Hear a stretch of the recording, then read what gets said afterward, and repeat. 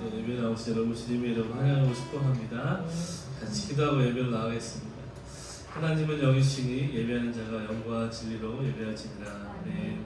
사랑의 하나님, 한 주간 우리의 삶을 붙들어 주시고 또 인도하여 주시고 이 주일 아침 주께 예배하게 하신 감사합니다.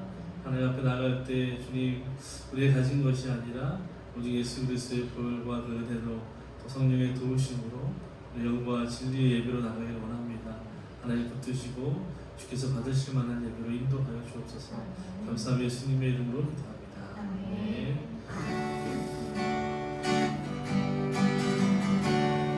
지극히 높은 주님의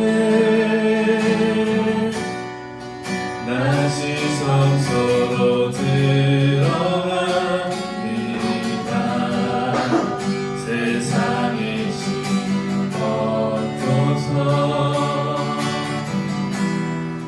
주 보좌 앞에 엎드리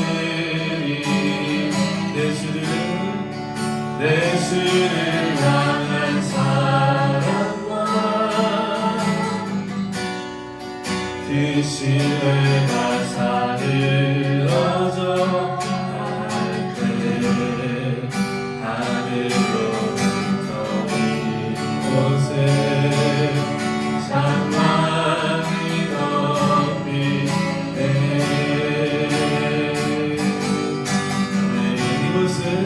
이것을 덮으소서. 이것을 비추소서.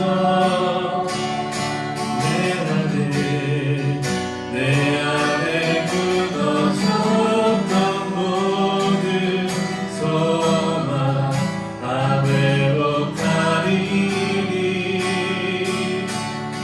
이곳을 지나소서. 이곳을 만지소서. 내 안에 주거하는 모든 예배 다 살아나리라. 네, 우리 처음부터 오늘 갑시다. 지극히 높은 지극히 높은 주님의 낮은 성소로 들어갑니다. 세상의 신을 걷고서 주 보좌 앞에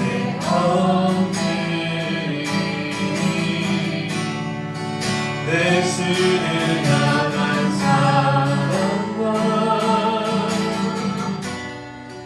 그 신뢰가 사들어져 갈 때 하늘로부터 이곳에 장막이 덮이네.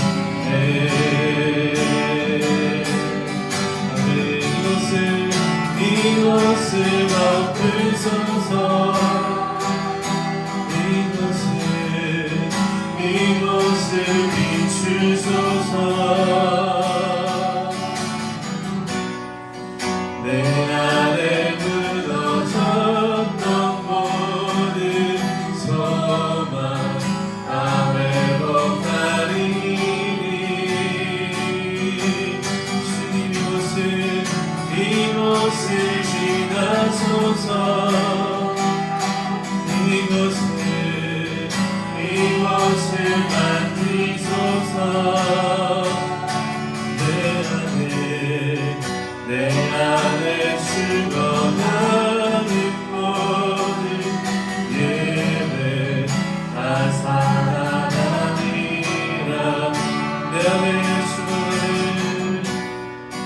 내 안에 죽어가는 모든 예배 다 살아나리라.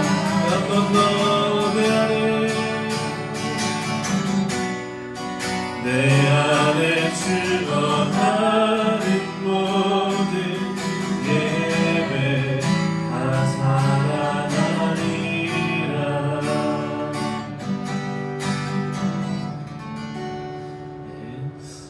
사도신경으로 이 신앙을 고백하며 나가겠습니다. 전능하사 천지를 만드신 하나님 아버지를 내가 믿사오며 그 외아들 우리 주 예수 그리스도를 믿사오니 이는 성령으로 잉태하사 동정녀 마리아에게 나시고 본디오 빌라도에게 고난을 받으사 십자가에 못 박혀 죽으시고 장사한 지 사흘 만에 죽은 자 가운데서 다시 살아나시며 하늘에 오르사 전능하신 하나님 우편에 앉아 계시다가 저리로서 산자와 죽은 자를 심판하러 오시리라. 성령을 믿사오며 거룩한 공유와 성도와 서로 교통하는 것과 죄를 사하여 주시는 것과 몸이 다시 사는 것과 영원히 사는 것을 믿사옵나이다. 아멘.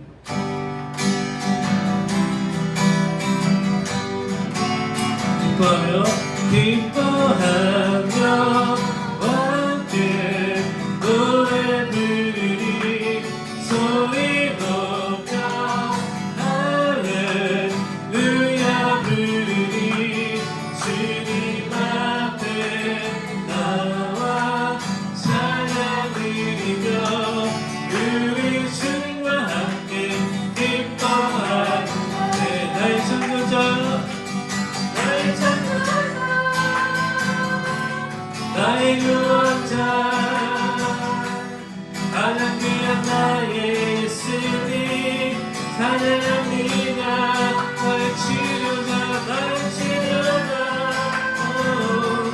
나의 사랑 목자 되신 주 예수 나의 주 찬양합니다. 한 번 더 기뻐하며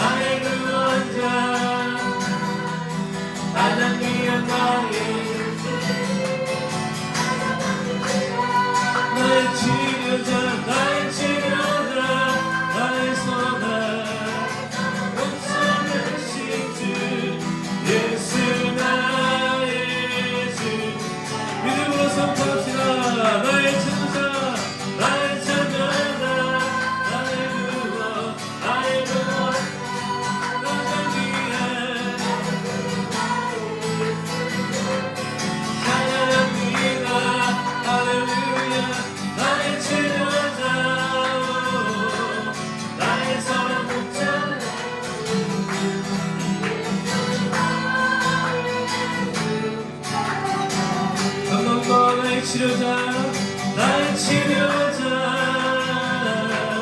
나의 선한 목자 되신 주 예수 나의 주 찬양하리. 아멘.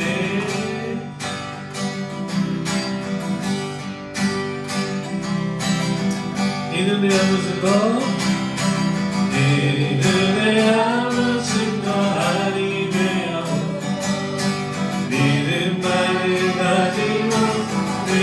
걸으며 이 귀에 아무 소리 많이 들려도 하나님의 약속 위에 서리네.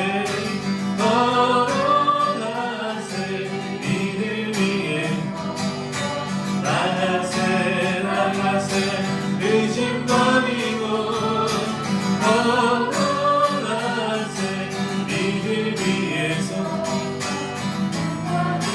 아무 생각 내 눈에 보기를 이 눈에 이미 얻으신 것대로 믿으며 이 맘에 의심 없는 사랑 예수님 우리 소원 주 안에서 걸어가세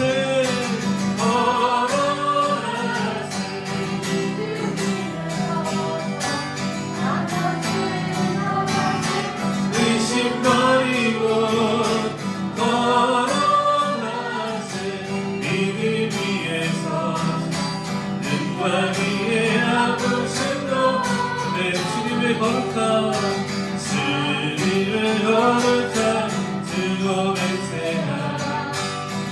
하나님 아버지 참 이쁘다. 그 귀한 모든 믿는 자에게 능치 못한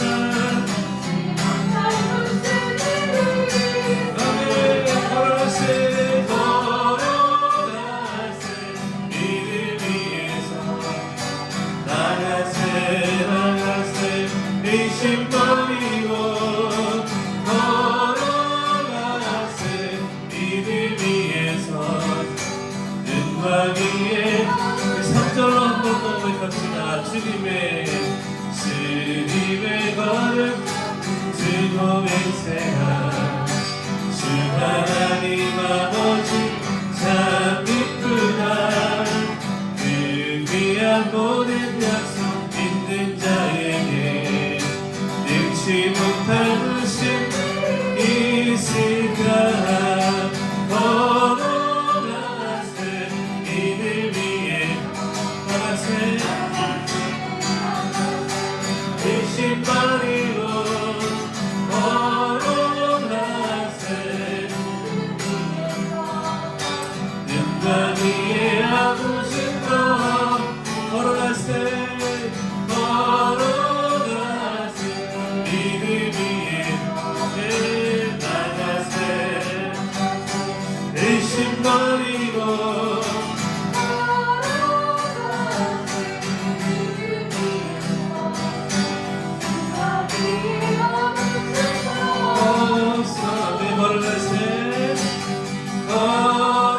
걸어가세 이를 위해서 나가세 나가세 의심 버리고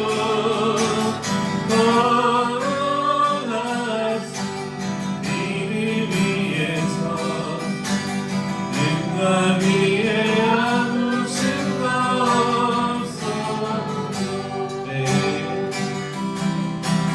신실하신 하나님을 찬양합니다.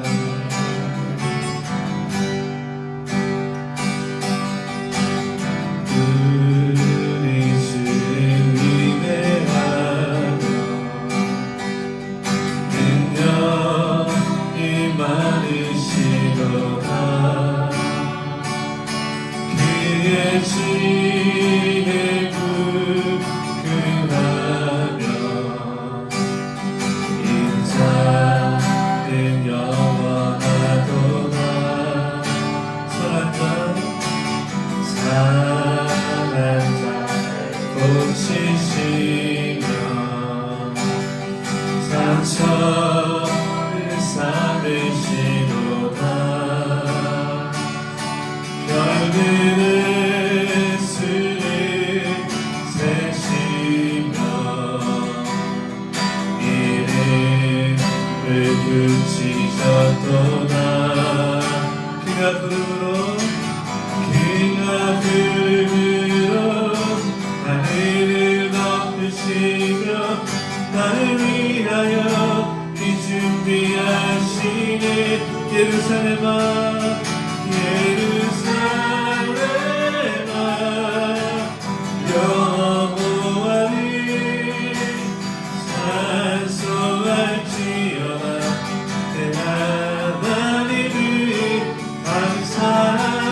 감사함으로 그 앞에 나가며 주님들 앞에 경배해.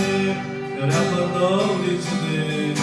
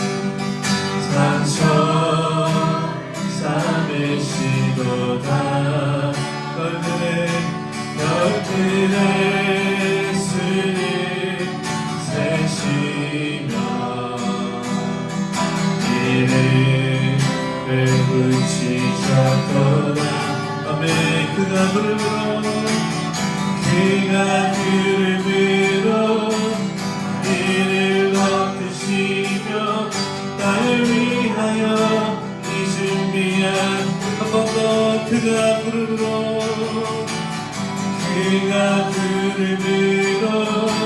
하늘을 덮으시며 나를 위하여 이 준비하시네. 예루살렘아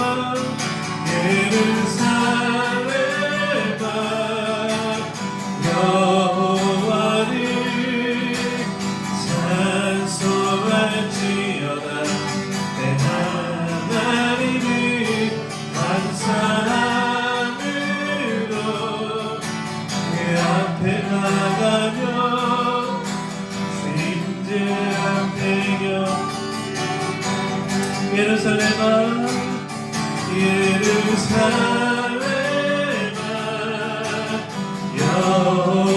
여호와를 찬송할지어다. 내 하나님을 감사함으로 그 앞에 나가며 주임제 앞에 한 번 더 목소리 높여 예루살렘아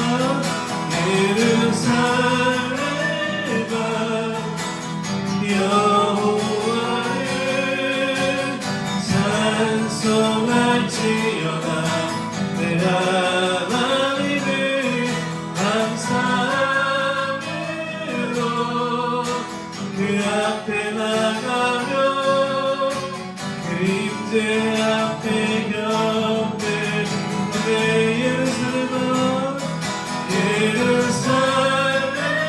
예루살렘아 여호와를 찬송할지어다. 내 하나님을 감사함으로 그 앞에 나가며 주임제 앞에 경배. 주임제 앞에 경배. 주임제 앞에 경배. 네, 신실하신 하나님 신실하신 주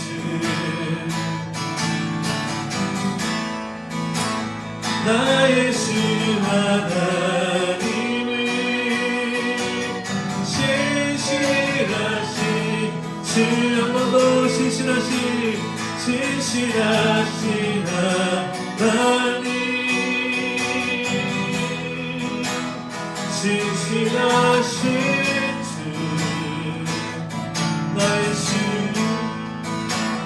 나의 주 하나님을 신실하신 주님. 아멘. 기도하는 주님 보자. 주 보좌 앞에 나가 참된 안식과 기쁨 나누리겠네.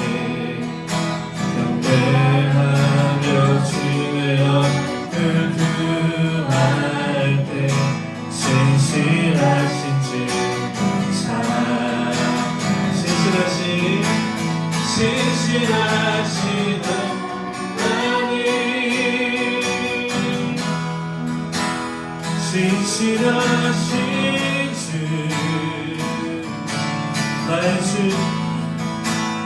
나의 주 하나님을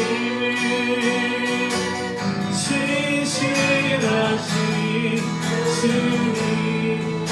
네, 기도 들으시는 하나님 기도 들으신 하나님 본성에 내는 내노래시라 주의 날개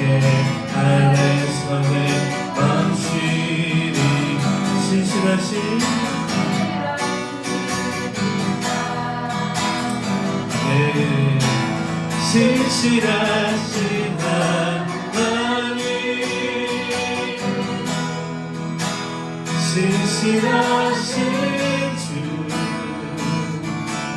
나의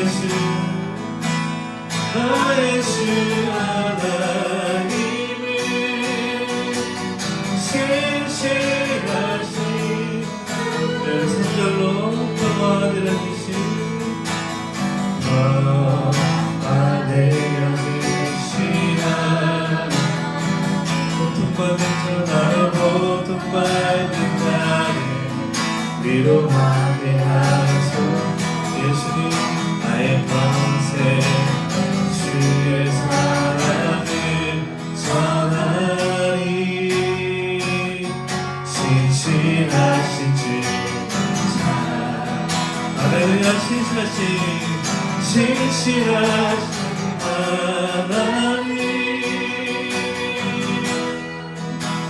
신실하신 주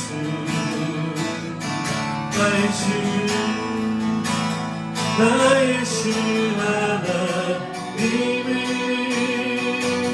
신실하신 한 번 더 우리 오른손을 들고 신실하신 하나님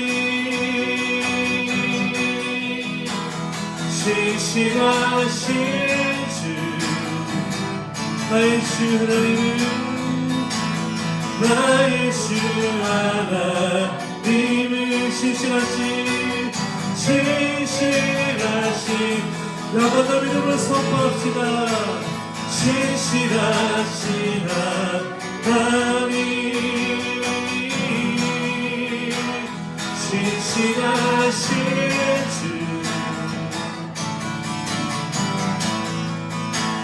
나의 주 하나님을 신실하신 주님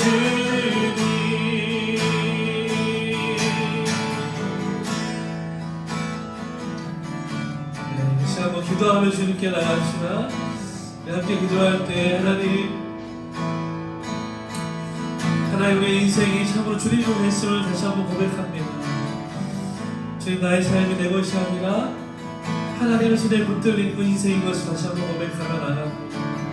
주님 우리가 드린 찬양의 고백처럼 하나님께서 전지를 만드시고 별들의 이름을 지으시 지금도 살아계셔서 우리 가운데 힘있게 역사하시는 하나님께서 우리 아버지가 되시고 우리를 위해서 이른비와 늦은비를 주시는 하나님인 것을 그 신실하신 하나님인 것을 다시 한번 우리가 고백하기를 원합니다. 우리 안에 무너졌던 이 예배와 이 신앙의 고백이 다시 한번 회복되는 예배로 주님 기름 부어 주시옵소서. 주님 역사하여 주시옵소서. 성령 하나님 충만하게 기름 부어 주시고 임재하여 주옵소서. 우리 이렇게 고백하며 이 시간 통성으로 기도하며 나가겠습니다.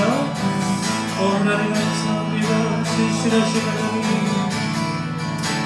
하나님 마른 땅에도 비를 내리시고 가장 적절하게 이른비와 늦은비를 베푸시는 그 신실하신 하나님을 찬양합니다.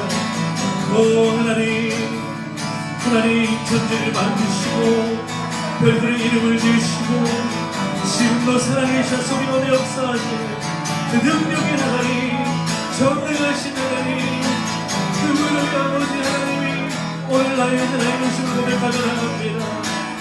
성령 하나님 이 시간 예배로 우리 임재하여 주시옵소서. 주여 기름 부어주시옵소서. 이상한 심령을 위로하여 주시고 회복하여 주시옵소서.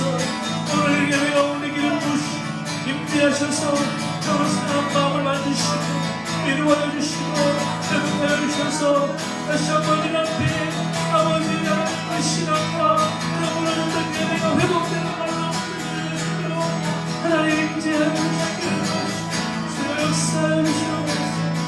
하나님 아버지가 다시 한번 하나님 주님 목들을 넘지 않게 하시고 하나님 바랍니다. 주님 맡겨드리며 주님 신실하신 의지하며 믿음으로 하나님 생명해 주시옵소서. 주님 그 믿음을 북한 예배를 이끌어 주시옵소서. 하나님 그 말씀하여 주시옵소서. 주님 우리 마음 만져주시옵소서.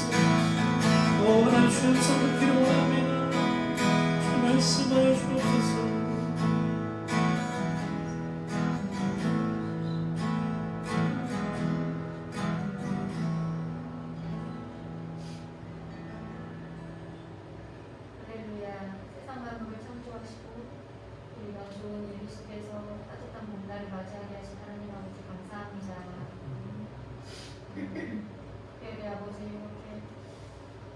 세계적으로 특히 아버지 저희 나라 가운데 전염병이 창궐하고 어려움이 있는데 주님 전에 나올 수 있도록 건강과 모든 여건들을 허락하여 주시면 감사합니다. 함께하지 못한 우리 마교의 식구들을 축복하시고 위로하여 주십니다. 그 가정과 신령 가운데 하나님이 주시는 믿음과 하나님이 주시는 힘으로 일어설 수 있도록 주님 각 사람을 남겨주시고 찾아가 주시길 소원합니다. 주님 특별히 주님을 볼 수도 없고 주님이 계신 곳에 갈 수도 없는 저희를 자녀 삼아주시고 축복하여 주셔서 주님과 동행하며 살며 천국 부분을 아버지 천국에 대한 소망을 가지고 살아가게 하시니 감사합니다. 오늘 주신 말씀 가운데 아버지 온전히 함께하여 주셔서 저희가 그 말씀을 받고 그 말씀을 따라 아버지 온전히 살아가게 하여 주시고 특별히 말씀 전하신 사랑하는 목사님을 축복하시고 그 입술을 통해서 말씀이 선포될 때 상한 심령이 일어서며 주님의 나라가 온전히 선포되어지는 귀한 말씀이 되게 하여 주시옵소서. 아버지 주님이 사랑하시는 주님의 자녀들 또 아버지 이 땅 가운데 살아가는 모든 주님의 지으신 모든 생명들을 주님 축복하여 주셔서 이 어려운 시기를 잘 이겨내게 하시고 아버지 혹여 아버지 질병 가운데 있는 지체들이 아버지 속히 그 질병을 이겨내고 강건하게 아버지 돌아올 수 있도록 회복될 수 있도록 주님 그렇게 인도하여 주시옵소서. 모든 것 위에 태어나신 그 이름 주 예수 그리스도의 이름으로 감사하며 기도드립니다. 아멘.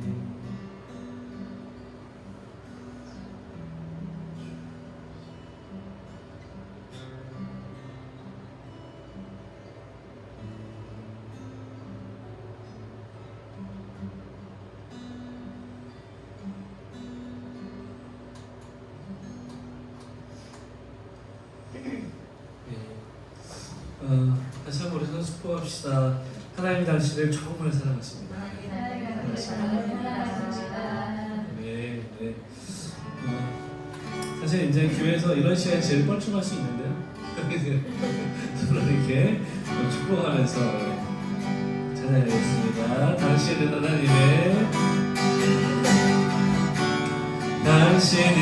하나님의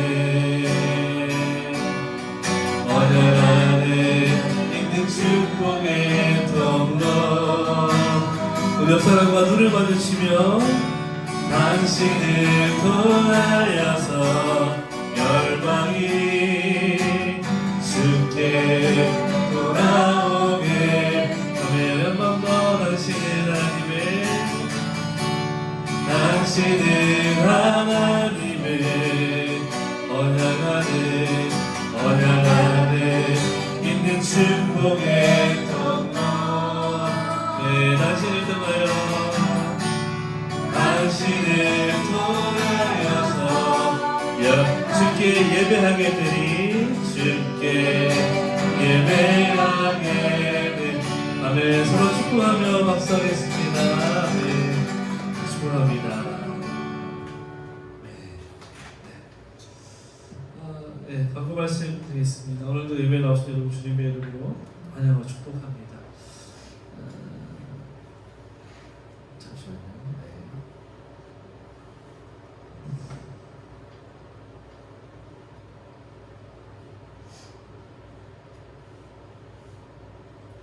네, 우리 제가 카톡방에 기도 순서 올려드렸죠. 그래서 보시고 다음 주에 우리 김영진 사모님 대표 기도 드리겠습니다. 4월달 우리 함께 읽을 도서는 다들 읽고 계시죠? 하여튼 소개해드릴 테니까 열심히 모아두시고 저희들 신학 목사님들끼리 그런 얘기해요. 우리는 소장파다. 무슨 말이냐면 책을 읽지 않아도 많이 소장하고 있어서 소장파다.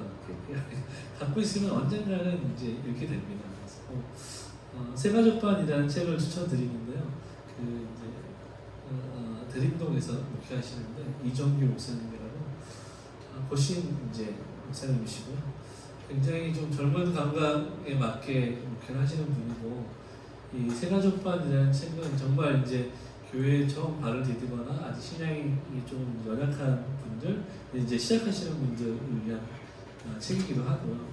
특별히 이제 하나님 어떤 분이신지, 또 교회는 어떤 곳이고, 또 성도는 어떤 사람인지에 대해서 아주 이제 자세하게 풀어주신 책이에요. 그래서 참 꼭 권일독을 권해드린 책입니다. 그래서 꼭 보시고 하셨으면 좋겠습니다.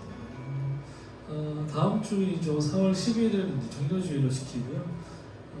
사실 저희 협신에서는 특별히 뭐 고난주간, 사순절 이렇게 따로 지키진 않습니다. 그래서 여러분 고난주간이라는 것을 이제 기억을 하시고 11일부터 16일까지 고난주간인데 잠잠히 예수님과 또 십자가를 묵상하면서 보내는 시간 됐으면 좋겠습니다. 그리고 4월 17일은 부활주일로 지킵니다. 그래서 해마다 우리가 부활주일 되면 이렇게 달걀을 이렇게 포장해서 전하고 하는데요. 올해도 이렇게 준비할 수 있도록 하겠습니다. 작년까지는 이제 저희가 집에서 예배드렸기 때문에 가정에서 저희가 이렇게 준비했잖아요. 그래서 올해는 토요일날 모여서 교회에서 같이 좀 준비하는 걸로 이렇게 계란을 일단 싸우고 오겠습니다. 서점 가서 사오든지 포장 같이 하는 걸로 하겠습니다. 4월 11일 이제 다음 주 월요일인데 다음 서울 노래가 있습니다. 그래서 제가 이제 지난달에 시찬회 때 올려드렸던 저희 이제 교회 설립 청원이 노회에서 이제 정식적으로 다뤄지게 됩니다. 그래서 노회에서 다뤄지고 이것이 이제 안건이 통과가 되면 정식으로 이제 노회 등록과 총회 등록이 돼서 대한제식을 장로회 합신이라는 이제 소속을 갖고 정식 교회가 등록된 교회가 되게 됩니다. 그래서 같이 기도해 주시고 그것이 뭐 중요할 수도 있고 중요하지 않을 수도 있지만 함께 이것을 위해서 기도하고 교회가 이렇게 세워져 간다는 것이 좀 의미가 있는 일인 것 같습니다. 그래서 같이 이것을 위해서 기도해 주셨으면 좋겠습니다. 우리 계속해서 중보기도의 제목들 이렇게 함께 나누며 있는데요. 나라와 민족을 위해서 그리고 교회와 공동체를 위해서 또 여러분 개인의 신앙 성수를 위해서 기도해 주시고 특별히 이제 선거도 끝났고 당선됐고 이제 새로운 정부가 출범하게 되는데 이 과정들이 좀 잘 됐으면 좋겠어요. 늘 우리나라를 보면 정권이 교체할 때마다 누군가는 책임을 지고 누군가는 감옥을 들어가고 누군가는 심판을 받고 이 참 씁쓸한 역사가 반복이 되는데 이런 일들이 좀 끊어졌으면 좋겠다는 개인적인 마음이 있어요. 그래서 살기 좋은 나라가 될 수 있도록 기도했으면 좋겠습니다. 네, 남북과도 우리 찬양하면서 공헌하겠습니다.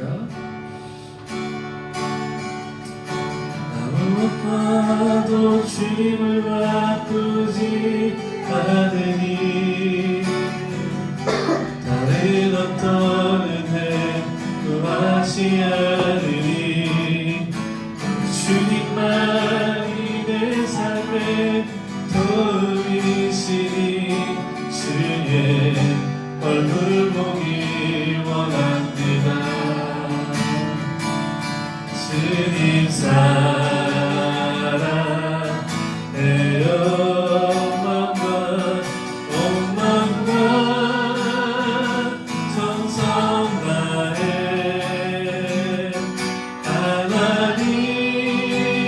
하나님의 지시라 친구 되기 원합니다.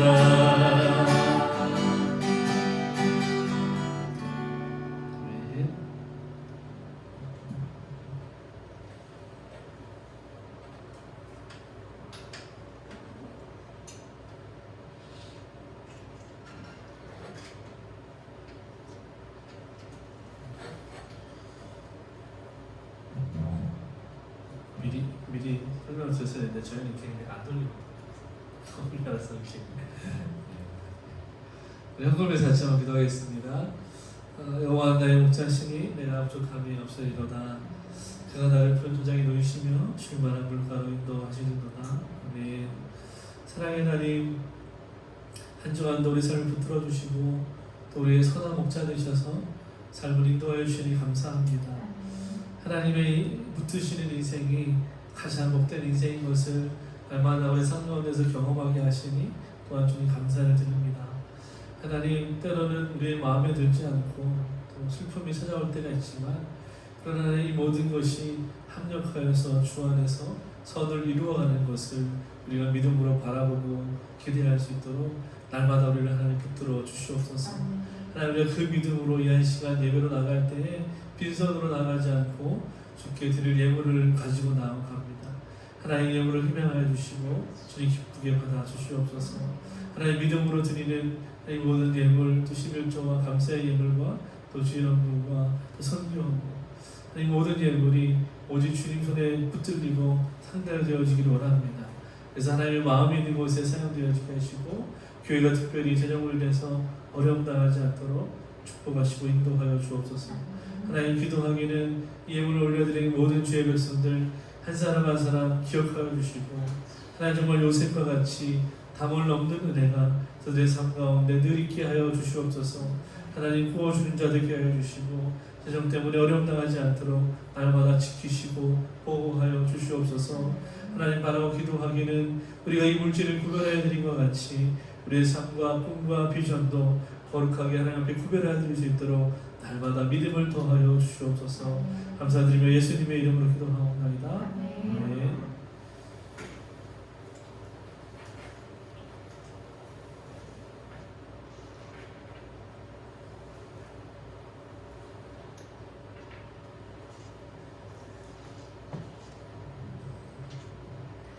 네, 오늘 말씀 함께 보겠습니다. 요한복음 7장 30절에서 36절까지.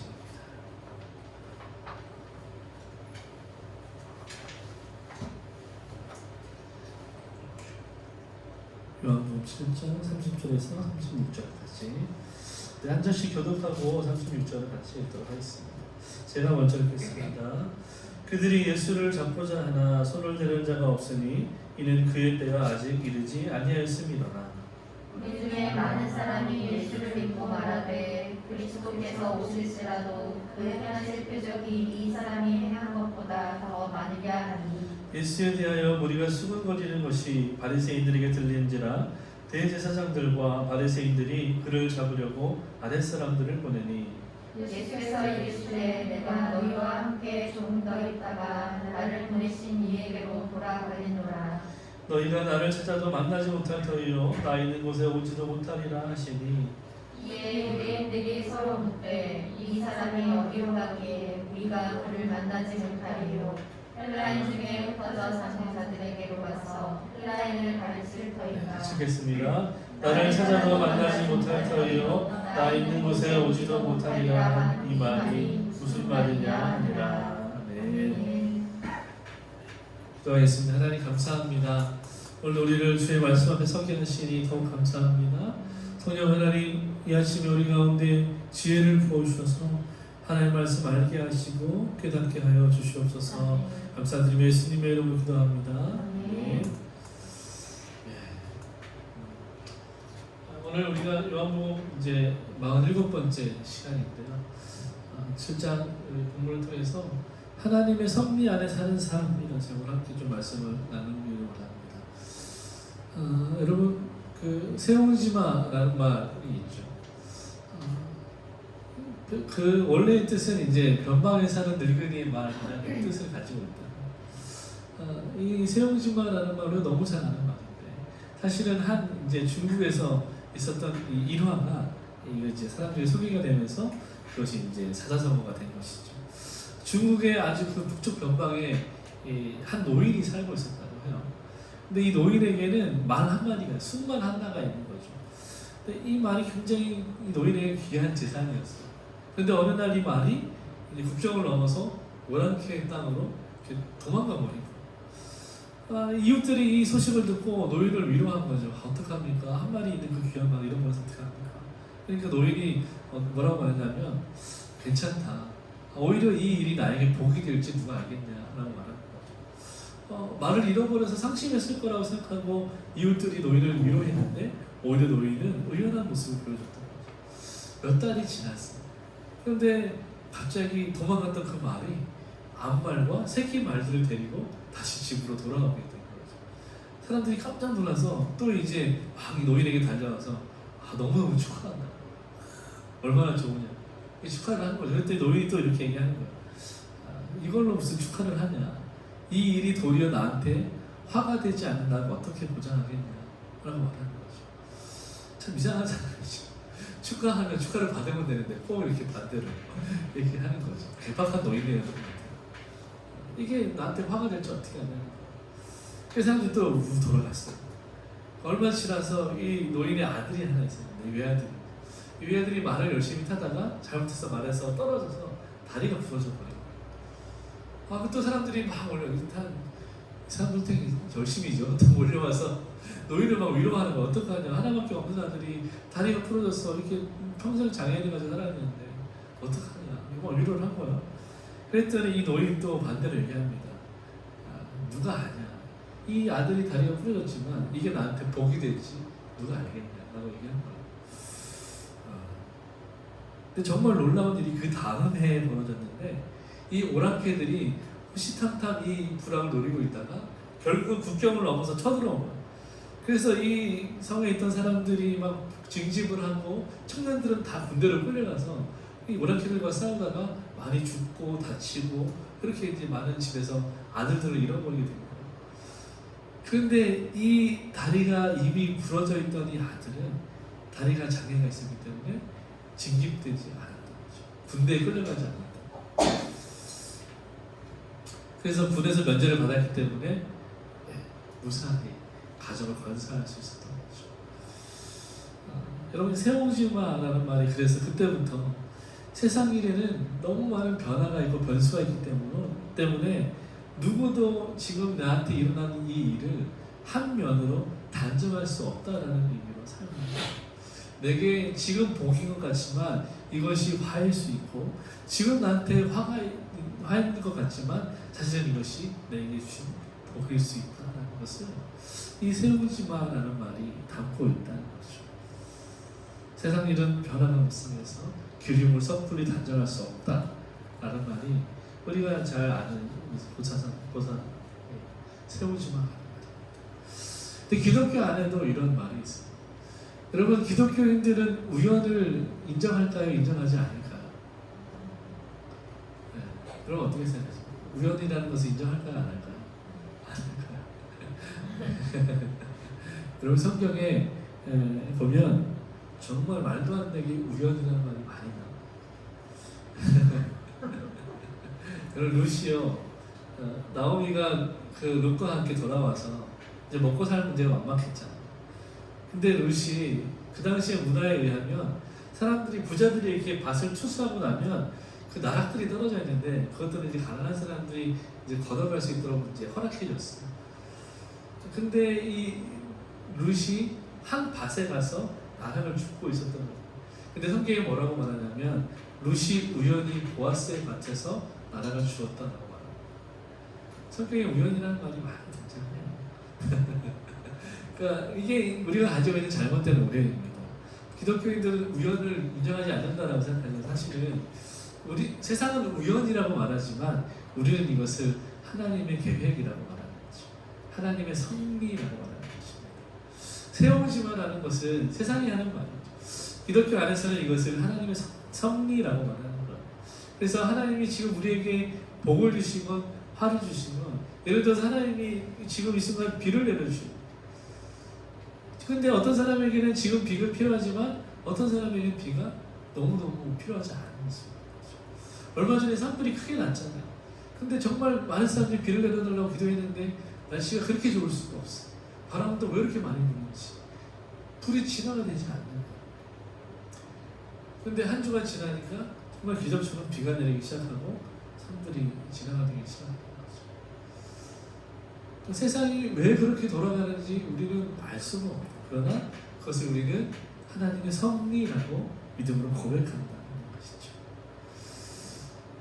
여러분 오늘 본문에 보면 하나님의 이 섭리가 어떻게 세상과 일상 가운데 작용하고 있는 건지를 보여줍니다. 우리가 나눈 이 본문은요 초막절이라는 유대인의 명절에 예수님께서 예루살렘에 올라가셔서 말씀과 복음을 전하는 장면을 이제 나누고 있습니다. 예수님께서 복음을 전하시는 말씀을 가르치는 것입니다. 예수님이 가르치는 이 말씀의 내용은 당신이 바로 이스라엘과 온 세상을 구원할 메시아다, 구원자다라는 것을 가르치시는 것입니다. 이 말을 들은 유대인과 종교 지도자들은 반박할 수밖에 없죠. 예수님의 말을 그대로 인정해버리면 자기들이 기득권을 잃어버리기 때문에 예수님과 대척점에 설 수밖에 없는 것입니다. 그래서 이 사람들이 예수님을 붙잡아서 이제 어떻게 하려고 막 이렇게 모의를 하고 있었어요. 그 장면이 이제 오늘 우리가 나눈 장면인데요. 특별히 30절 같이 한번 읽어봅시다. 시작. 그들이 예수를 잡고자 하나 손을 드는 자가 없으니 이는 그의 때가 아직 이르지 아니하였으니라. 네, 예. 여러분 여기서 예루살렘 사람들이라고 말하는데요. 이때는 초막절이었기 때문에 유대인들은 6월절, 초막절 또 하나 있네. 갑자기 생각이 안 나네요. 맥주절, 오순절. 네. 이 세 절기가 되면 항상 무조건 이 유대인들은 예루살렘에 와서 하나님께 제사를 예배를 드렸어야 합니다. 그래서 다른 나라에 흩어져 있어서 살더라도 그들이 그 삶의 자리를 떠나서 순례자의 신분으로 예루살렘에 와서 하나님께 예배와 제사를 드렸어야만 했습니다. 그래서 이때 이 예루살렘 사람들이라는 말은 원래 예루살렘에 살던 사람들과 더하기 순례자로 온 순례자들을 포함하는 말입니다. 어쨌든 이 많은 하나님께 초막절을 지키고 예배하러 나온 많은 사람들이 예수님의 말씀을 듣고 그 예수님의 말씀에 반응하기 시작했다는 것. 어떤 사람들은 긍정적인 반응을 했지만 어떤 사람들은 부정적인 반응을 한 거죠. 마치 예수님께서 이 6월절 날 38년 된 병자를 베데스다에서 고쳐주셨잖아요. 그때 어떤 사람들은 예수님을 찬양하고 기뻐했지만 어떤 사람들은 예수님을 잡아서 가두고 죽이려는 모의를 했다는 거죠. 역시 오늘도 그런 부정적인 모의를 하는 사람이 있었어요. 이 30절에 나와 있는 이 잡다라는 헬라어 동사를 보면요, 이 미완료를 사용하고 있습니다. 헬라어에서 미완료 시제는 어떤 뜻이 있냐면 그 일이 완성되지 않았기 때문에 그 행위를 계속 반복하는 것을 의미하는 거예요. 계속. 그러니까 잡다가 계속 반복된다는 것은 무슨 말입니까? 계속 예수님을 잡으려고 호시탐탐 기회를 노리고 시도하고 있다는 거예요. 마치 이 사냥꾼이 올무를 놓고 이 사냥감을 기다리듯이 막 이렇게 노리고 있는 것입니다. 계속 시도하고 있는 거예요. 심 잡는다는 것이 그런 의미를 가지고 있는 거죠. 아주 집요하게 예수님을 잡으려고 시도했다는 말입니다. 여러분 생각해보세요. 이게 지금 성경이고 2000년 전에 이거 다른 사람 얘기니까 별로 우리가 감동이 안 할 수도 있는데 여러분 이게 내 일이라고 생각해보십시오. 누군가 나를 죽이려고 나를 잡으려고 매일 쫓아다니고 막 집까지 찾아오고 창문에 돌을 던지고 차에 낙서를 하고 그런다고 생각해보십시오. 끔찍해서 살 수가 없겠죠. 특별히 32절에 보면 요한이 이것이 얼마나 심각한 것인지 보여주기 위해서 32절에 그렇게 얘기해요.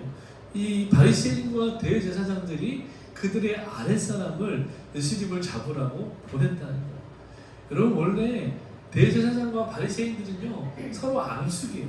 서로 싸우는 사람들이에요. 왜냐하면 둘 다 기득권을 가지고 있었지만 마치 여당과 야당 같은 그런 존재들이었습니다. 그래서 서로 기득권을 가지고 싸우는 사람이에요. 서로 교리도 틀려요. 바리새인들은 아주 율법을 신봉하지만 그리고 신봉하고 부활을 믿어요.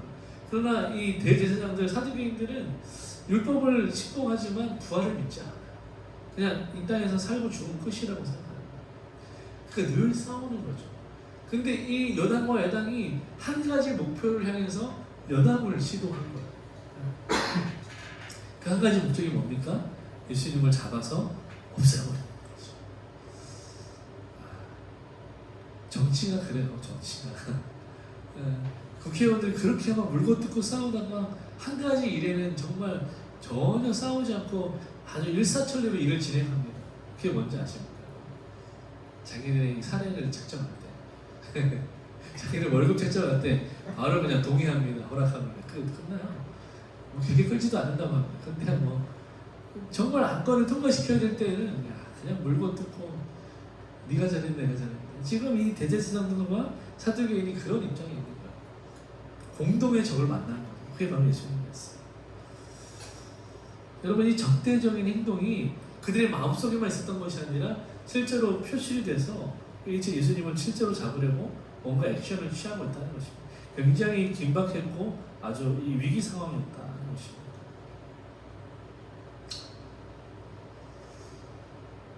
이 6월절 이제 몇 달 전에 6월절에는 그들의 마음 가운데 너 두고 보자 이 정도 마음이었어. 근데 지금 어떤 마음이냐면 너 잡히면 죽는다 이런 마음이었다. 그들이 예수님에 대한 그런 어떤 분노가 아주 극에 달해 있었다는 것입니다.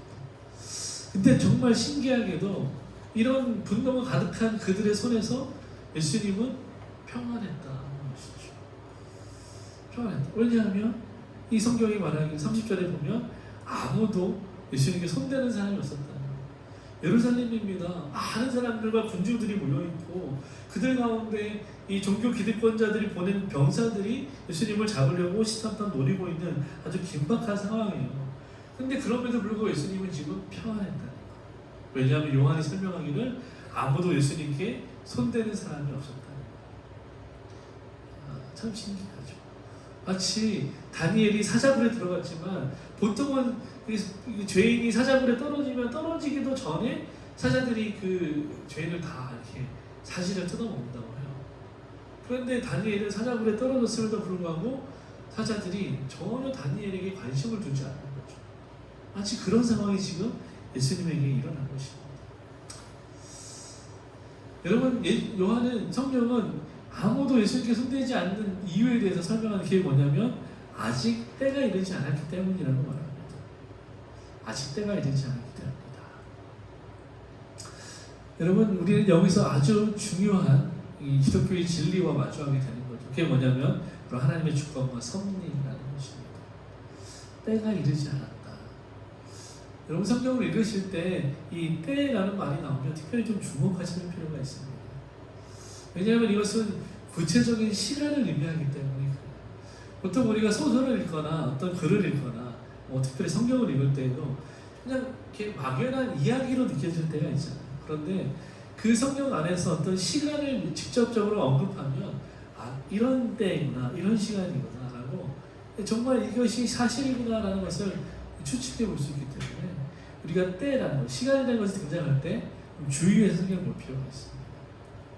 특별히 때를 하나님께서 지명하시는 것은 하나님께서 이것을 통해서 반드시 드러내고자 하는 어떤 진리와 의도가 있기 때문에 그렇습니다.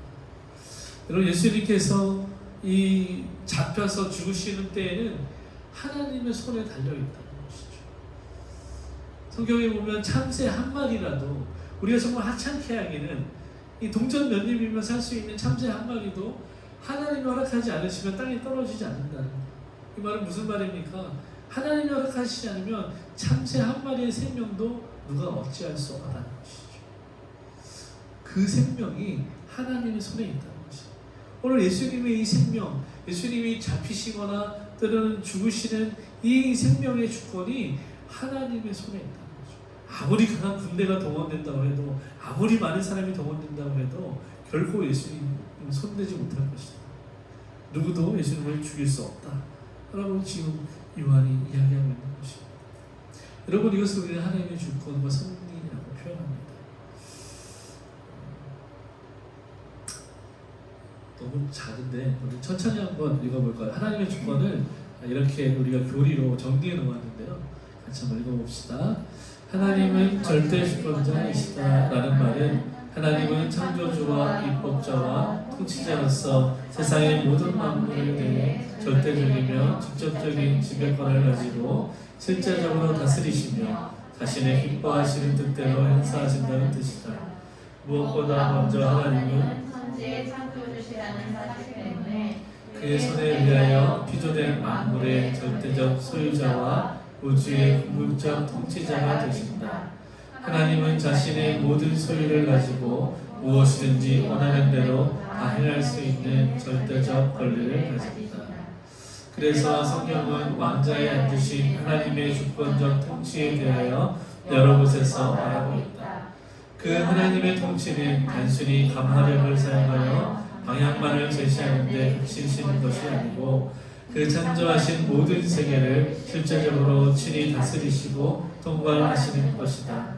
이러한 믿음 속에서 성경의 저자들은 비가 온 땅과 같은 표현을 거의 사용치 않고 항상 하나님께서 비를 주신다고 하였다. 네. 여러분, 이게 너무 중요한 진리 진술입니다. 이 글은 제가 이 고신대학교 홈페이지에서 따온 것인데요. 거기에서 우리가 믿는 것이 무엇인가라고 글을 정리해 놓으신 그 파트 가운데 하나님의 주권을 설명한 것입니다.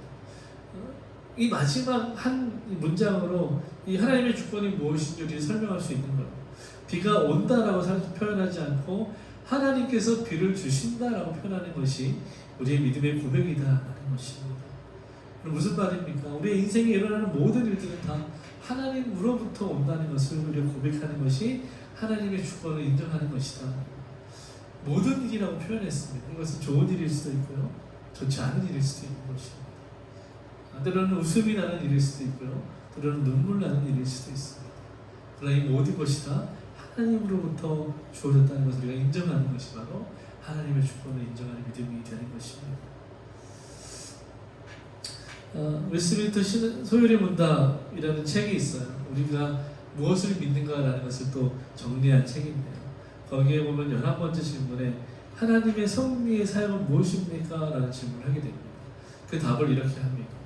하나님의 섭리의 사역은 하나님이 가장 거룩하고 지혜롭고 권능이 있게 모든 자신의 창조물과 모든 그 행동을 보존하시고 통치하시는 것입니다. 여러분, 하나님의 섭리, 하나님이 섭리라는 이 사역을 하실 때에는 이 가장 거룩하고 지혜롭고 권능 있게 하신다는 거예요. 여러분, 모든 사람에게는 계획이 있잖아요. 계획이 있어요. 모든 사람에게 계획이 있어요. 그런데 생각해 보세요. 내가 계획을 있는데 그 계획을 실천할 힘이 없다고 생각해 보십시오. 그러면 그 계획이 무슨 소용이 있습니까? 예를 들어서 내가 아주 좋은 마음에 드는 자동차를 구입할 능력은 있어요. 그런데 그 자동차를 운전할 지혜가 없는 거예요. 그러면 그 차가 무슨 소용이 있겠어요? 아무리 비싼 차라도 내가 운전할 수 없다면 그게 무슨 소용이 있겠어요? 마찬가지죠. 하나님이 온 세상을 만드시고 이렇게 세상을 창조하실 힘은 있지만 그 세상을 유지하고 보존하시고 이끌어가실 힘과 지혜가 없다면 그럼 하나님이 무슨 소용이 있겠어요, 우리에게? 그러나 그렇지 않다는 거예요. 하나님이 세상을 만드신 것으로 끝나신 것이 아니라 세상을 만드시고 던져놓고 그냥 니네끼리 알아서 살아라고 방관하시는 것이 아니라 하나님 지금도 살아계셔서 말씀으로 만물을 붙들고 계신다는 것이죠. 하나님의 거룩하심으로, 하나님의 지혜로우심으로, 하나님의 권능으로 붙들고 통치하고 계시다는 것. 그것이 하나님의 섭리입니다. 웨스트민스터 신앙고백서에도 하나님의 섭리에 대해서 이렇게 이야기하는데요. 네, 우리 천천히 같이 한번 읽어봅시다. 시작. 만물의 위대하신 창조자 하나님은 모든 피조물, 활동, 사물을 가장 큰 것에서부터 가장 작은 것에 이르기까지 보존하시고 지휘하시고 배치하시고 통치하시는데 자기의 지극히 지혜롭고 거룩한 섭리로 하시고 자기의 틀림없는 계시를 따라 자기 뜻에 자유롭고 변하지 않는 계획을 따라 하시며 자기의 지혜, 능력, 공의, 선하심, 훌륭하심의 영광의 찬송이 되도록 그렇게 하신다. 네. 여러분, 우리가 믿는 믿음의 고백이 여기에 담겨져. 우리가 하나님을 믿는다라고 할 때 바로 이러한 하나님을 믿는 것입니다. 우린 막연하게 내가 저 하나님 믿어요 라고 말하지만 일상 속에서 내가 믿는 하나님이 어떻게 내 삶을 붙들고 계시고 인도하고 계시고 역사하고 계신지 잘 모를 때가 있는 것이죠. 그리고 그럴 때 우리는 교리를 보게 되는 것입니다. 우리의 믿음의 내용이 무엇인지 보게 되는 것이죠. 하나님은 가장 큰 것에서부터 가장 작은 것에 이르기까지 보존하시고 지휘하시고 배치하시고 통치하신다는 거예요.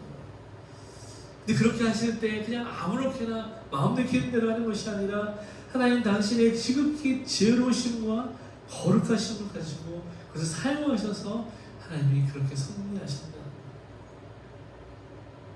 그래서 여러분 바꿔 생각하면 무엇입니까? 여러분 삶에 일어난 모든 일이 하나님의 정말 가장 지혜롭고 선하고 온전하신 계획 가운데 일어난 일들이었다는 것입니다. 여러분, 이것을 우리가 인정하고 이해하는 것과 이것을 믿는 것은 다른 이야기입니다. 내 삶에 일어나는 일을 우리가 다 이해할 수 있을까요? 그럴 수 없죠. 저도 제 인생을 다 이해하지 못하고요. 때로는 제 인생은 납득하지 못할 때가 있어요. 왜 그럴까? 이것을 이해하려고 집착했다면 여러분 저는 교회 다닐 수가 없어요. 하나님 믿을 수가 없어요. 믿음은요 이해를 넘어서는 것이죠. 왜냐하면 하나님이 저보다 우리보다 더 지혜로우시기 때문에 그렇습니다. 아이가 칼을 가지고 놀고 있어요. 너무 위험하잖아요. 그 칼을 가지고 노는 아이를 보는 부모님은 어떻게 해야 됩니까?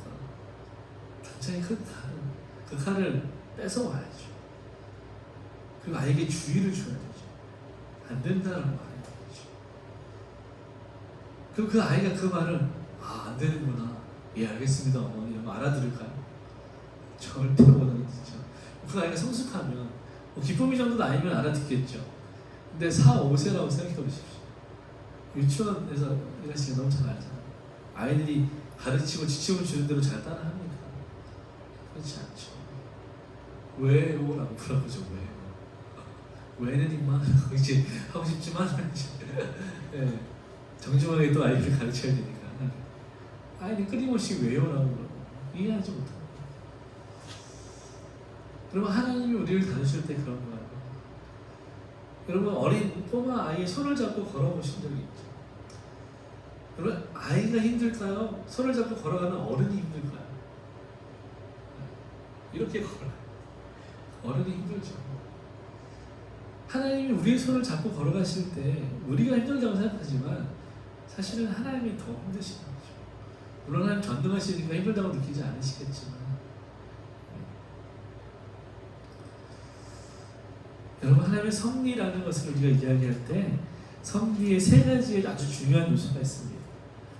그 뭐냐면 보존과 협력과 통치입니다. 보존과 협력과 통치. 여러분 보존이라는 것은 존재에 관한 것입니다. 우리의 존재에 관한 것입니다. 여러분 하나님이 태초에 천지를 만드시고 창조하셨잖아요.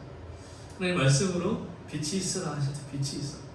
해와 달과 별 모든 만물들이 하나님의 말씀으로 창조되었습니다. 여러분 그런데 만약에 하나님이 창조만 하시고 그냥 내버려 두셨다면 그럼 세상이 어떻게 될까요? 물론 사람들은 말합니다. 세상에는 질서가 있다는 것. 이 우리가 살고 있는 이 은하계에만 제한해서 이야기해도 이 행성들이 서로 부딪히지 않고 각자의 궤도를 돌아가는 것은 어떤 이 질서에 의한 것이다라고 말해요. 그런데 누가 이 질서를 만들었고 누가 지금도 이 질서를 유지하고 있는가는 아무도 설명하지 못하는 거예요. 여러분 예를 들어서 학교에서 아이들에게 줄을 세워. 근데 이 줄을 세워놓고 선생님이 잠깐 자리를 비웠어요. 그러면 이 줄이 잘 유지되기도 하지만 이 줄이 대부분 잘 유지되지 않는 것을 보게 돼요. 특별히 제가 중국에 살면서 가장 힘들었던 게 새치기 하는 거예요. 끝도 없이 새치기예요. 그리스도인이니까 선한 마음으로 기다려줘야지 저 그 차 못 타요. 출발해버립니다. 끝도 없이 새치기예요. 그게 사람의 모습이죠. 여러분 마찬가지입니다. 여러분 지구가 자전을 하고 공전을 하는 것, 바다가 경계를 지키고 그 선을 넘지 않는 것, 이것을 그냥 시스템이라고 생각할 수 있지만 사실은 하나님께서 지금도 그것들이 서로 부딪히지 않고 넘지 않도록 붙들고 역사하시기 때문에 가능한 것이다 라는 것이죠. 그래서 히브리서 기자는 이렇게 말합니다. 이는 하나님의 영광의 광채시여 그 본체의 형상이라 그의 능력의 말씀으로 만물을 붙드시며 죄의 정결하게 하는 일을 하시고 높은 곳에서 계신 지극히 크신 이의 우편에 앉으셨느니라. 히브리서 기자가 예수님에 대해서 설명한 구절입니다. 예수 그리스도께서 이제 부활하시고 승천하셔서 하나님 보좌 우편에 앉아 계신데 그냥 놀고 계신 것이 아니라 지금도 천지를 창조하시고 능력 있는 말씀으로 만물을 붙들고 계신다는 것. 지금도 영향력을 행사하고 계시고 다스리시고 통치하고 계시다는 것입니다. 여러분 이것이 하나님의 섭리 가운데 보존입니다. 하나님의 이 보존이 있기 때문에 오늘 우리가 이 자리에서 호흡하고 살아있을 수 있는 것이고 이 건물이 무너지지 않는 것입니다. 하나님 우리를 보존하시기 때문에 가능한 것이죠. 두 번째 섭리의 역할, 섭리의 활동은 활동에 관한 것입니다. 협력. 하나님의 이 섭리는 협력 가운데 일어나는 것을 보게 됩니다. 특별히 창세기 45장 5절을 같이 한번 읽어보겠습니다. 시작. 당신들이 나를 이곳에 팔았다고 해서 근심하지 마소서. 한탄하지 마소서. 하나님이 생명을 구원하시려고 나를 당신들보다 먼저 보내셨나이다. 네. 여러분, 요셉은요, 형들이 자신을 노예로 팔아넘긴 그 사건에 대해서 이것이 하나님의 큰 계획 가운데 하나님이 나를 먼저 보내신 사실 사건이라고 고백하면서 형들을 용서하는 모습을 보여주는 거죠. 해피엔딩이죠. 그런데 요셉이 여기까지 오는데 너무너무 힘들었던 것을 보게 됩니다. 요셉이 보디발의 노예로 살 때, 감옥에 갇힐 때, 감옥에서 시간을 이렇게 죽이고 있을 때, 원망과 불평과 막 여러 가지 불편한 마음, 부정적인 마음들이 있었습니다. 또 막상 형제들을 만났을 때에도 용서하지 못하는 마음이 있어요. 형제들 그냥 불편한 마음이 있었어요. 어떻게 하면 복수할까 그런 마음이 있었습니다. 그런데 이 요셉이 베냐민을 만나고 형들을 만나고 그러면서 마음이 무너져 버린 거예요. 그래서 복수하고 싶은 마음이 다 무너져 버리고 그 밤에 드디어 하나님의 계획과 뜻이 무엇인지 요셉이 깨닫게 된 것이죠.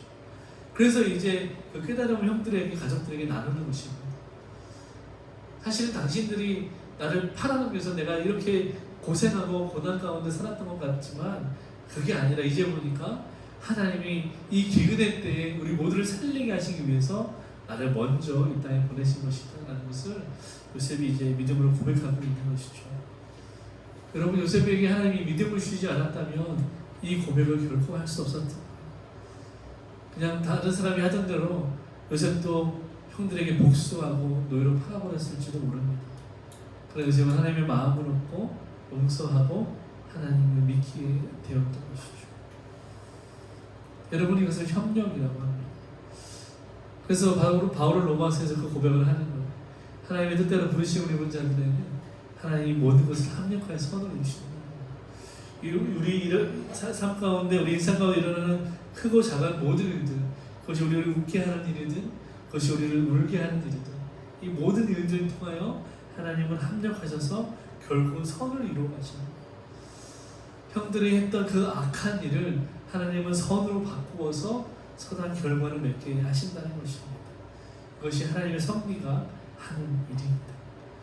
마지막 세 번째, 하나님의 섭리는 통치 가운데 일어납니다. 통치는 인도하심에 관한 일입니다. 하나님의 인도하심은 하나님의 통치 가운데 일어나는 일입니다. 여러분, 통치는 다스림이라는 말과 동일하게 사용할 수 있습니다. 하나님은 온 땅의 왕으로서 당신이 만드신 이 창조물들을 그것이 각자가 존재하는 목적을 이룰 수 있도록 다스리시고 통치하시는 것이죠. 잠언에 보면 이런 말씀이 있어요. 제비는 사람이 뽑으나 모든 일을 작정하기는 여호와께 있느니라. 여러분, 요나서를 보면 이제 배가 막 뒤집히게 생겼잖아요. 그러니까 사람들이 제비를 뽑자고 말하는 거죠. 그때 그 제비를 뽑으니까 누가 걸렸습니까?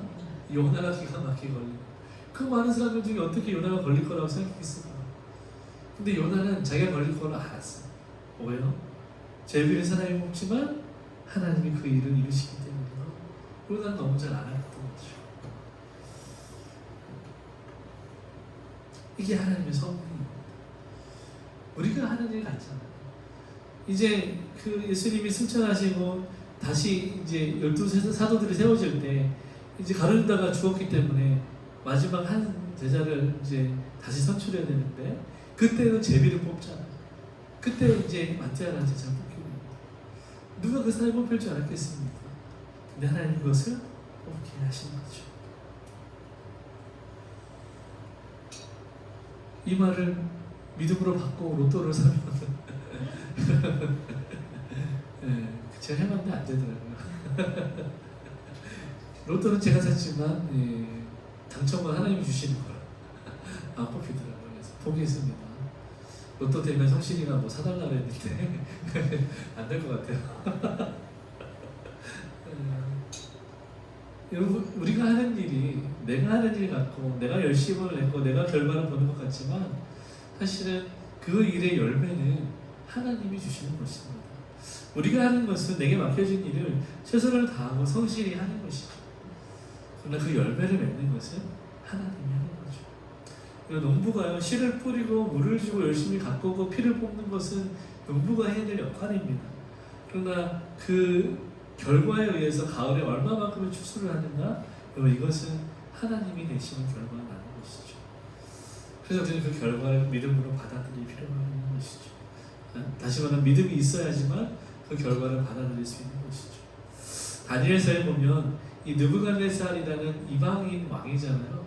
이 사람이 막 우상을 세우고 사람들이 절하라고 하고 막 난리도 아니었습니다. 근데 하나님이 이 느부갓네살 왕에게 아주 한 꿈을 주신 거죠. 느부갓네살 왕이 이 꿈 때문에 너무너무 괴로웠어요. 아무리 똑똑한 사람을 부르고 초청해도 이 꿈을 해석을 못하는 거예요. 그때 다니엘이 이 느부갓네살 왕의 꿈을 해석해 줍니다. 그리고 하나님께서 이 꿈을 해석해 주셨고 이 꿈은 이런 의미가 있습니다 라고 왕에게 이야기하죠. 그러니까 느부갓네살 왕이 이 다니엘의 그 해석을 듣고 하나님 앞에 회개하네요. 그 회개하면서 고백하는 내용이 바로 이 2장 47절의 내용입니다. 너희 하나님은 참으로 모든 신들의 신이시요 모든 왕의 주제시로다. 이렇게 고백해요. 이방인입니다. 하나님 모르는 사람이었어요. 오히려 하나님 대적하는 사람이었어요. 그러나 그가 하나님의 능력을 경험하니까 오히려 회개하고 하나님을 찬양하는 사람이 되었어요. 그리고 아주 평안한 노후를 보내고 다음 때로 선인에게 되는 거죠. 여러분 이방인이라 할지라도 하나님 모르는 사람이라 할지라도 하나님의 섭리 통치를 경험하게 되면 하나님을 믿는 믿음이 생겨나게 된다는 것을 다니엘이 보여주는 것이죠. 사랑하는 여러분, 이처럼 하나님의 섭리가 없다면 우리는 한순간도 사실은 살 수 없는 존재입니다. 하나님이 살아계셔서 지금도 우리와 함께 하시고 역사하시기 때문에 오늘 우리가 이 시간에 예배할 수 있는 것이죠. 더불어서 우리가 기억해야 될 것은 오늘 하나님께서 예수 그리스도를 그 수많은 대적들 가운데서 손도 대지 못하게 하시고 구원하신 것처럼 하나님은 지금도 살아계셔서 저와 여러분을 그렇게 구원하시고 계시다는 것입니다. 하나님은 우리를 구원하시는 그 과정에서 자기의 때를 따라서 일을 하고 계신다는 믿음의 고백을 우리가 들어야 한다는 것이죠. 여러분, 우리는 어려운 일을 만날 때 그래서 하나님 탓으로 돌리지 말아야 하는 것입니다. 왜냐하면 하나님은 때를 따라서 일하시기 때문에 지금 우리가 만날 이 어려운 일이 여러분 하나님을 원망할 일이 아닐 수 있다는 거예요. 마치 말 한마디를 잃어버렸던 그 노인처럼 이것이 당장은 나에게 마음은 아픈 일이지만 이것이 내게 복이 될지 어떻게 알겠느냐라는 이런 의연한 마음과 믿음이 우리 가운데 필요하다는 것입니다. 그래서 우리 가운데 어려운 일을 만났을 때 우리 하나님 원망하고 하나님 탓으로 돌리는 것이 아니라 하나님께 기도하는 것을 선택할 필요가 있다는 것이죠. 우리가 그렇게 기도해야 되는 것입니다. 하나님, 이 일을 왜 지금 내게 허락하셨습니까? 하나님, 다른 사람은 겪지 않은 고난을 왜 제가 겪어야 합니까? 하나님, 왜 지금이어야 합니까? 기도로 이 뜻을 구하는 기도를 하나님께 드려야 한다는 것이죠. 이것이 정말 하나님의 섭리를 믿는 믿음의 사람의 자세인 것이죠.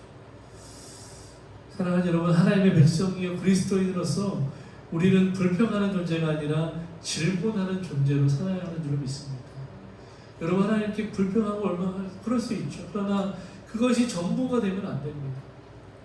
우리 삶에 어려운 일 닥쳐왔을 때 하나님 불평하고 원망하기보다 하나님께 질문하는 저와 여러분 되었으면 좋겠습니다. 하나님, 왜 이 일을 허락하셨습니까? 왜 지금입니까? 질문하는 그런 성도가 되었으면 좋겠습니다. 더불어서 여러분, 우리 그리스도인은 동의하는 존재가 아니라 신뢰하는 존재라는 것을 기억하셨으면 좋겠습니다. 하나님께서 우리에게 내가 이거 해도 되겠니라고 물어보지 않으세요. 동의를 허락을 구하지 않으십니다. 그래서 우리는 하나님께 동의하는 존재가 아니라 하나님께 허락해주는 존재가 아니라 하나님을 신뢰하는 존재가 되어야 된다는 것입니다. 하나님, 우리 가운데 어떤 섭리를 역사하실 때 하나님, 나 이거 동의하지 않아요 라고 말해도 아무 소용이 없는 거죠. 여러분, 강물이 흐르는데 너 그러는 거 나 동의하지 않아. 그럼 아무 소용 없어. 여러분 열차가 지나가는데 SRT가 지나가는데 여러분 아무리 나 동의하지 않는 거 서라고 말해보십시오. 안 서지요. 하나님은 큰 섭리 가운데 큰 그림을 가지고 세상과 저 여러분의 인생을 운영해 나가십니다. 경영해 나가시죠. 근데 하나님 나 이거 마음에 안 들어요. 동의하지 않아요. 아무리 말해도 소용이 없습니다. 우리에게 그때 필요한 것은 하나님 신뢰하고 하나님의 선하심을 믿는 것이죠. 그 믿음을 드릴 때 우리 마음에 평안이 찾아오고 위로가 찾아오고 살아갈 힘과 용기가 찾아오는 것이죠. 여러분 하나님께서는 아들에게도 죽음의 때를 정하셨어요. 당신의 하나밖에 없는 아들을 죽이기 위해서 세상에 보내셨습니다. 이제 지금은 아니지만 다음 6월절에 예수님이 십자가에서 죽음을 맞이하게 될 거예요. 단지 지금이 아닐 뿐입니다.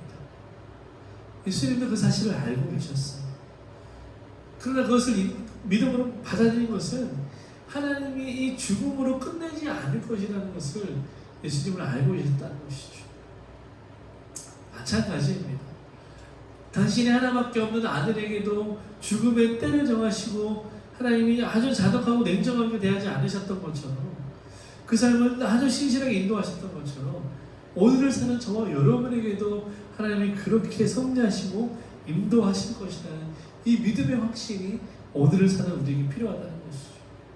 더불어서 지금 하나님께서 전능하신 그 손으로 저와 여러분을 붙들고 계시다는 이 믿음의 고백이 우리에게 필요하다는 것입니다. 여러분 하나님이 허락하시지 않으면 아무도 예수님께 손을 댈 수 없습니다. 동일하게 하나님 허락하시지 않으면 아무도 여러분에게 손을 댈 수 없습니다. 심지어 로마서에 보니까 천사들도 죽음도 하나님이 허락하지 않으시면 여러분에게 손을 댈 수 없다고 선언하고 있습니다. 여러분 이 믿음이 저와 여러분에게 다시 회복될 수 있었으면 좋겠어요. 사랑하는 마음교회 성도 여러분, 우리가 하나님의 섭리 안에 살아간다는 것은 그분의 완전하신 그 섭리를 믿는 믿음으로 사는 것입니다. 여러분 이번 한 주간도 이 믿음을 주시는 하나님께 감사하고 성령의 음성에 귀를 기울이며 살아가는 저와 여러분이 되었으면 좋겠어요. 여러분 우리가 영적인 일에 소홀하게 되면 우리의 영의 죽고 육이 살아나기 때문에 이 불평과 원망이 막 늘어나는 것이죠. 그러나 우리가 계속해서 하나님 앞에 서고 하나님 바라보고 말씀을 묵상하고 예배하는 삶을 살아갈 때 우리의 영이 살아나기 때문에 우리 영이 살아나면 영의 방법인 감사와 순종이 자연스럽게 우리 삶에 드러나게 되는 것입니다. 여러분 이번 한 주간 불평과 원망이라는 육신의 방법이 아니라 감사와 순종이라는 이 영의 방법을 따라서 살아가는 저와 여러분이 될 수 있기를 주님의 이름으로 축복합니다. 네, 같이 기도하겠습니다.